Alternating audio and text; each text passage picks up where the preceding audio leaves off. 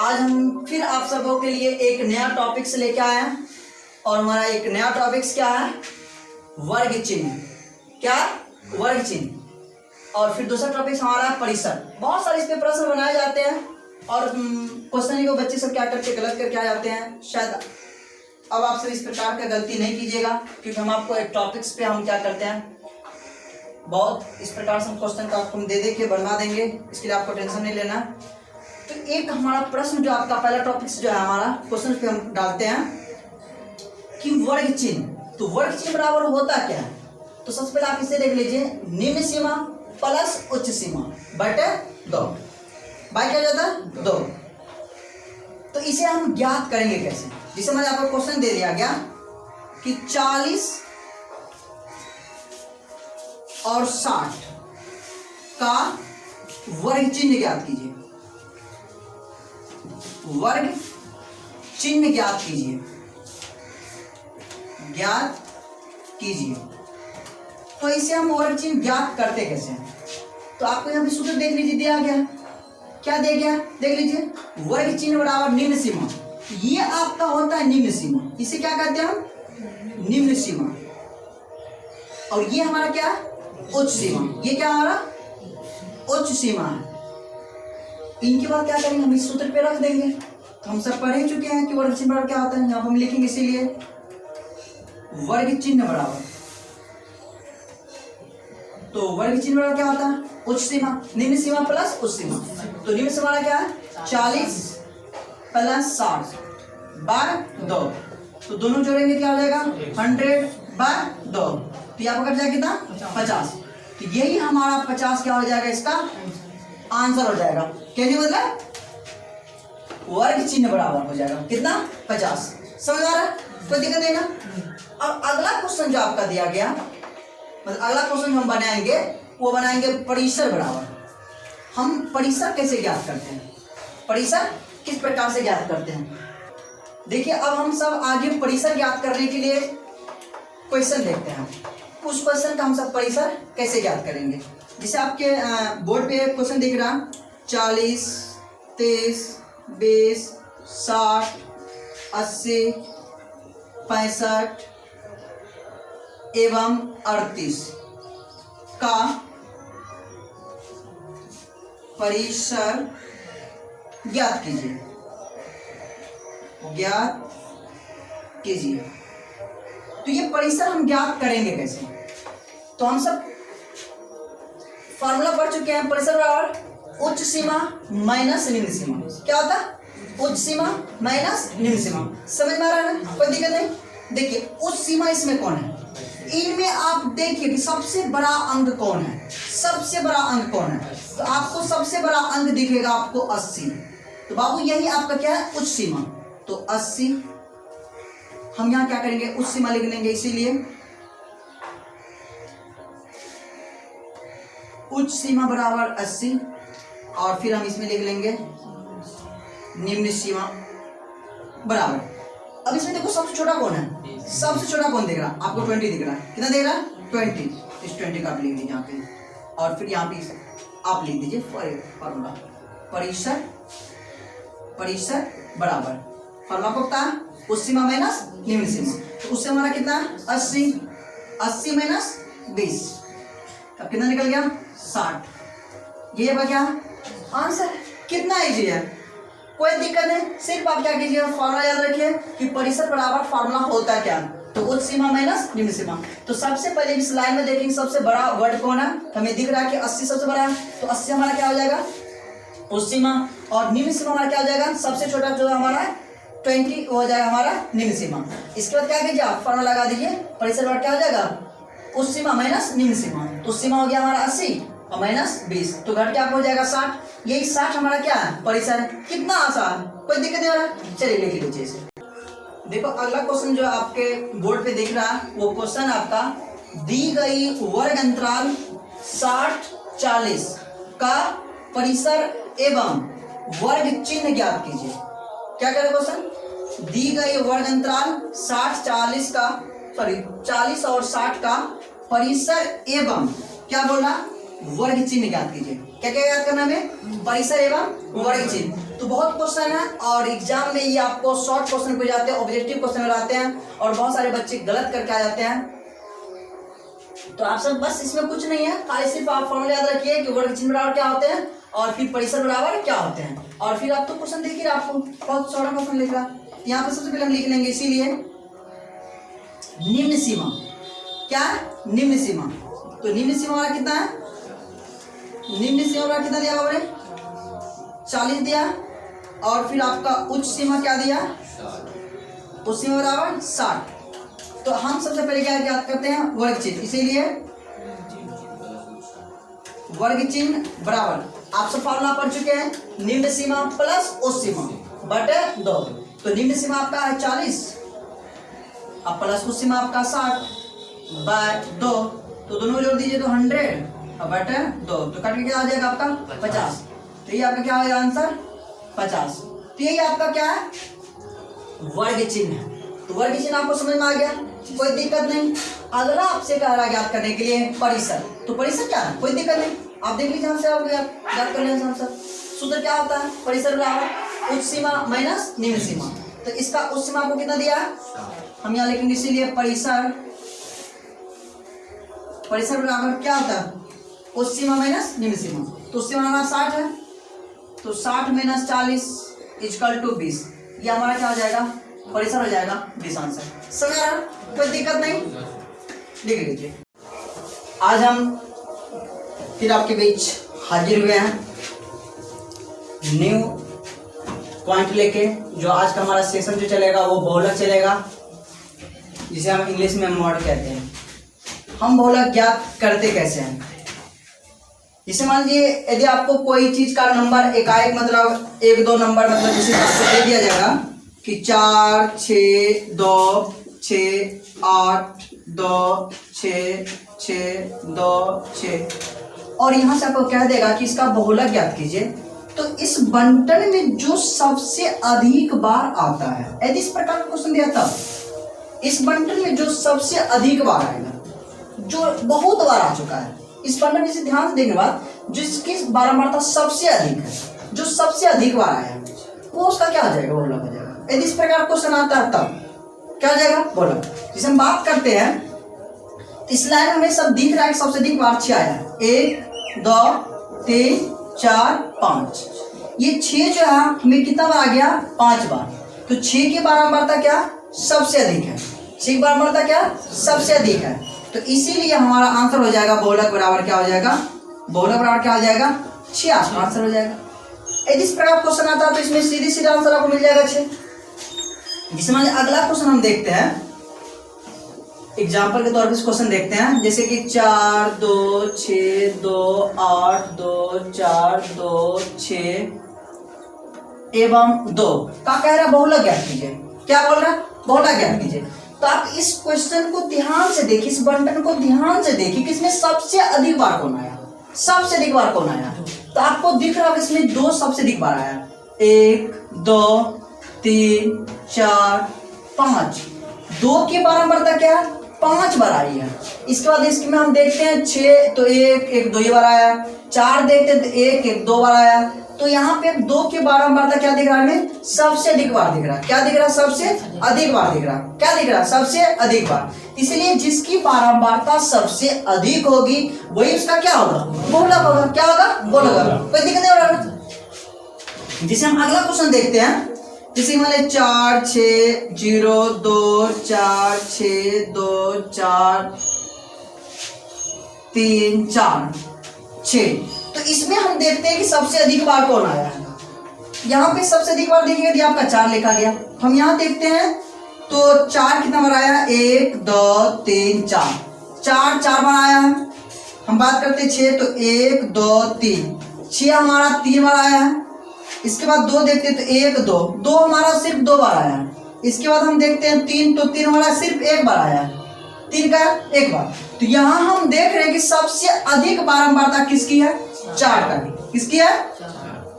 तो जिसकी बारंबारता सबसे अधिक वही उसका क्या होगा? बहुलक होगा। तो हम यहाँ पे कह सकते इसीलिए बहुलक बराबर क्या हो जाएगा? बहुलक बराबर क्या हो जाएगा? हमारा आंसर क्या हो जाएगा?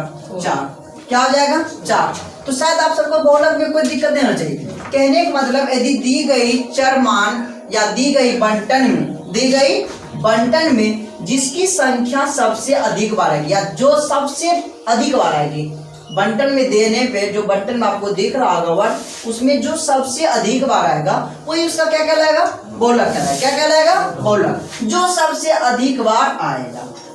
शायद आपको समझने को दिक्कत नहीं आ रहा, तो बहुलक आपको समझ में आ गया। जैसे मान लीजिए क्वेश्चन और हम देखते हैं कि इसका बहुलक क्या होगा, 1 0 3 5 2 3 6 3 एवं 8।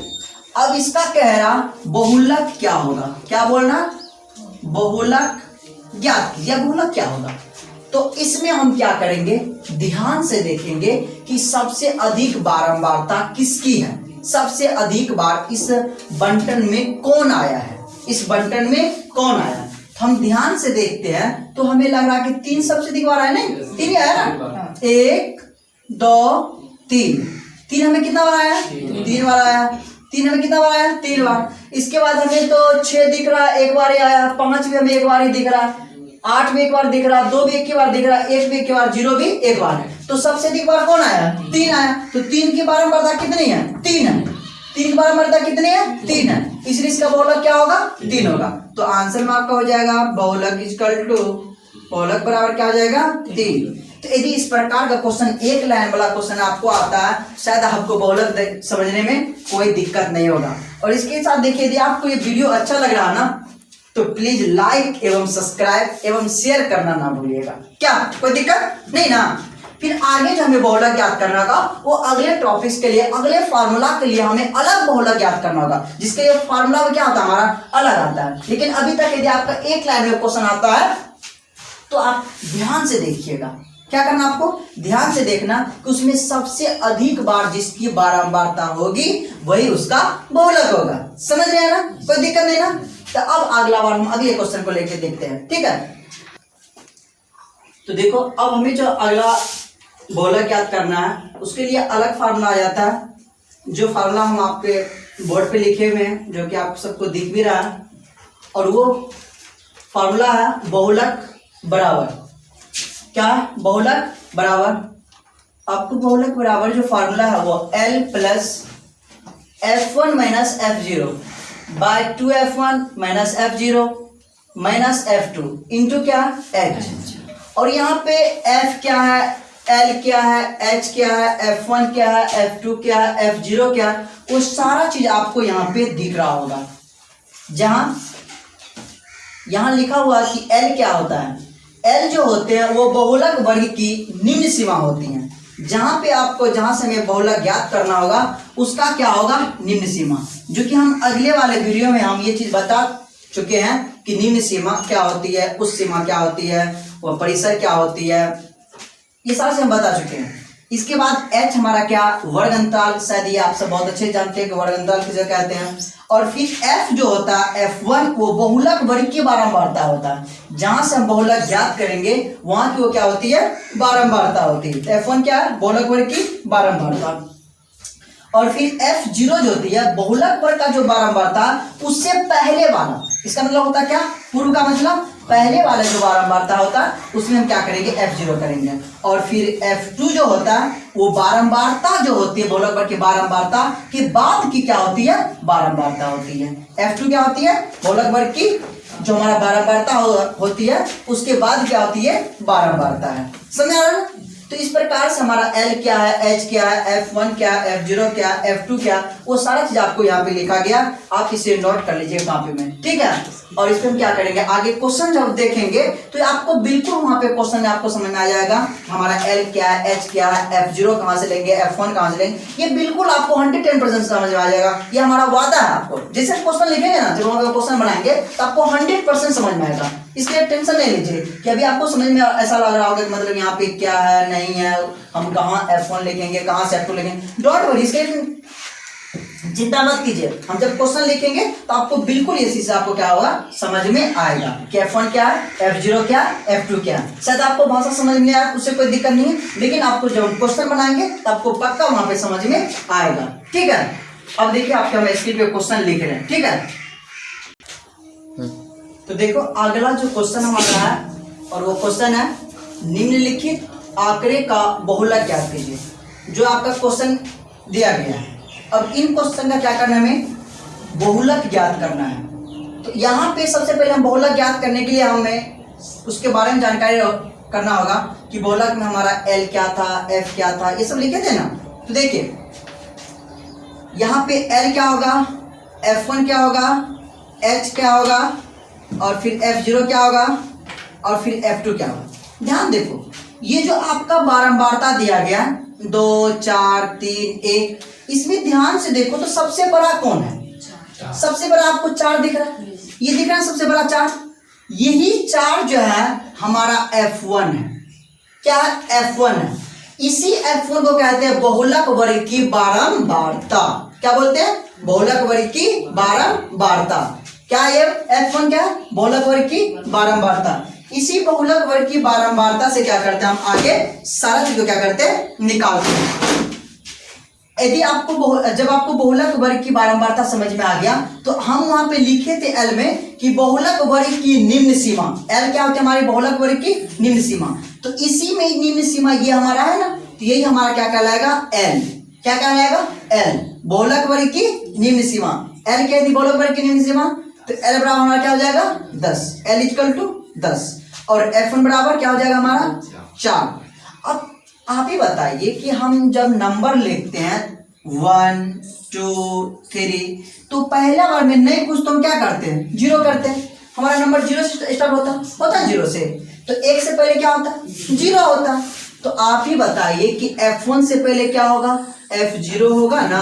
क्या हो जाएगा, F0। क्या होगा, F0। तो 1 से पहले क्या होगा, F0 होगा। आपके F0 पता चल गया, F0 फिर F1, F1 के बाद क्या होगा, F2। तो आपको F2 भी समझ में आ गया। हम बोले थे ना, टेंशन मत लीजिए, भले आपको यहाँ समझ में आ रहा, लेकिन आप जब क्वेश्चन बनाएंगे तो आपको 100% समझ में आएगा। तो आपको F1 पता चल जाएगा। तो F1 से पहले क्या होगा, F0, और F1 के बाद क्या हो जाएगा, हमारा F2 हो जाएगा। और जो हमारा F1 होगा उसी का हमारा क्या होगा, निम्न सीमा हमारा L होगा। और आपको पता है कि आगे हमें क्या करना है, H ज्ञात करना है।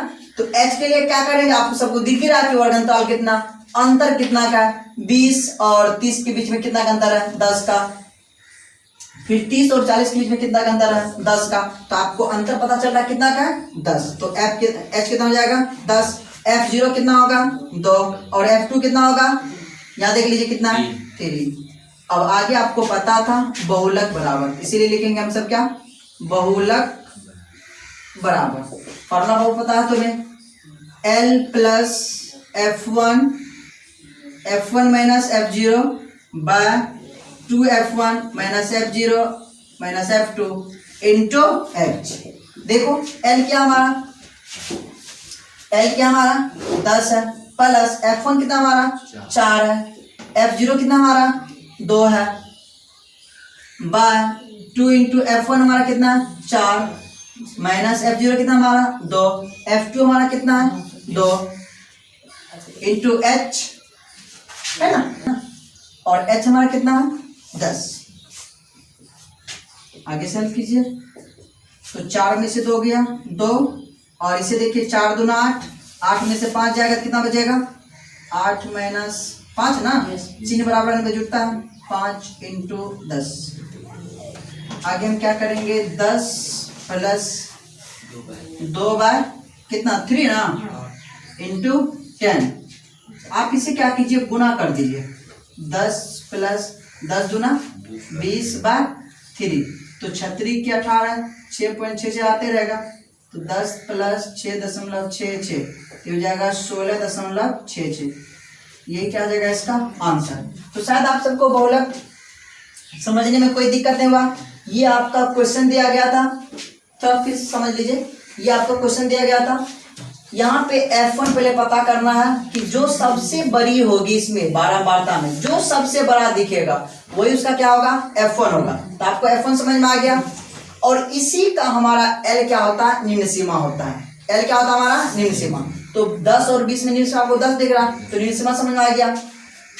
यदि हमें F1 पता चल गया तो F1 से पहले क्या होता है, F0 होता है, और फिर F1 के बाद क्या होता है, F2 होता है। तो सारा चीज आपको यहाँ पे समझ आ रहा है। इसके बाद आप सब पढ़ चुके हैं बॉलर बराबर L plus F1 minus F0 by 2F1 minus F0 minus F2 into H। और फिर क्या किया, हम सारी चीज को पुट कर दिए और फिर आगे बात क्या किया, कैलकुलेशन करके आपका आंसर कितना आ जाएगा 16.66। ये आपका आंसर है। यदि आपको हल्का से वीडियो समझ में आया तो प्लीज लाइक शेयर और सब्सक्राइब करना ना भूलिएगा। मैं आपका फ्रेंड ही समझिए छोटू कुमार हूँ, जो कि हमारा जो चैनल का नाम है सीख के मैथ स्टडी पे आपका स्वागत।